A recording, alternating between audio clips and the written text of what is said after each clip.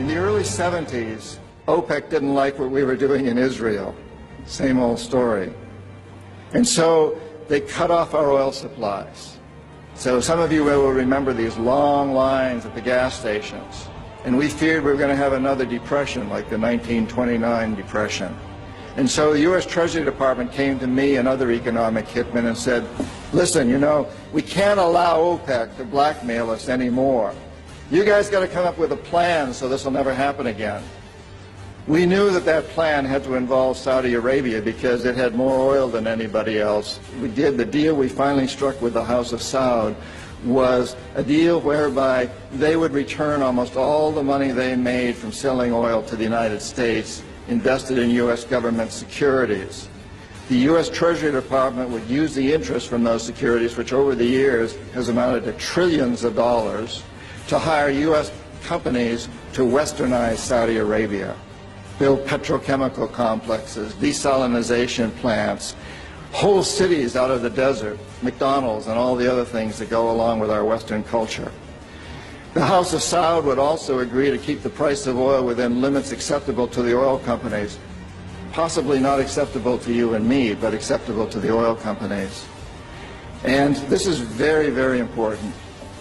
They agreed that they would never, ever sell oil for anything other than U.S. dollars. It was an amazing deal, the deal of the century. It was history-making, incredibly powerful deal that we struck with Saudi Arabia.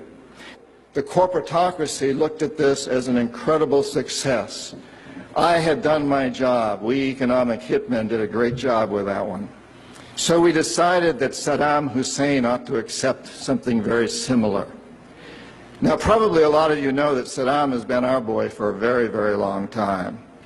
You may remember Abdul Karim Qasim, who was president of Iraq in the early 60s. Qasim came up with a unique concept. He said, Iraqi oil ought to go to benefit the Iraqi people. How novel is that?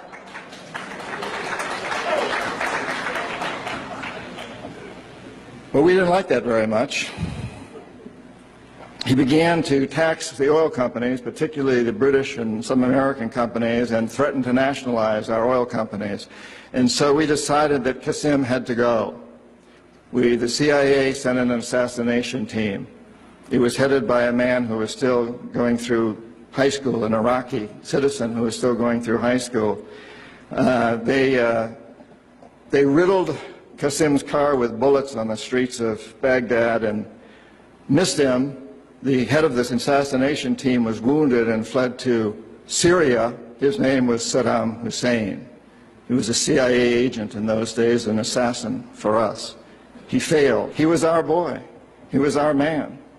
And so, and we sold him a lot of, and gave him a lot of tanks. We built him, Bechtel built him big chemical, I don't know, my father-in-law was chief architect at Bechtel, built Saddam big chemical plants that were used, and we knew that they were used to make mustard gas and other chemical weapons that were being employed against the Kurds and later the Iranians. We knew this, but we sold him these things. You have to remember that Middle Eastern oil is the oil that's used by a great deal of Europe and China and Japan. If we control Middle Eastern oil, we control our biggest potential competitors, Japan, China, Europe. So it's very important that we do. اقتصادية خطيرة غيرت تاريخ شعوب بأكملها. إنه جون بيركنز صاحب كتاب اعترافات قاتل اقتصادي محترف، والذي انضم إلى قافلة الدعاة لفتح إمبراطورية النظام العالمي الجديد. I have a very strong conviction that when we leave here tonight, all of us, together we will be determined, you and I, to go out and do the right thing. And it's the pragmatic thing, it's the rational thing, and it's the patriotic thing. And we're going to turn this country around, we're going to turn the world around in that process, and we're going to create a world that my 24-year-old daughter and her children will be very happy to inherit. And that means that every child growing up today and in the future in Nigeria and in Indonesia and in the Philippines and in Iraq and in Bolivia and Ecuador and Mexico also will be happy about what's going to happen here tonight. The movement that we're going to get going on to change this country, because I believe that it's not that difficult. It's a challenge, but we're going to move forward with it. Before we get into that, though, I would just like to talk a little bit about, from my perspective as an economic hitman, what's really been going on in the history of this world in my lifetime, which really began at the end of World War II. I was born just before World War II ended in 1945. From my perspective, what we've been doing since the end of World War II is building an empire. And today we have managed to build the world's first truly global empire. It's the first in the history of the world. And it's also the first empire that's really been built without the military for the most part. It's been built through economics, through economic hitmen like me. The military has been there standing in the background, prepared to go in to serve us, to take care of things when we failed.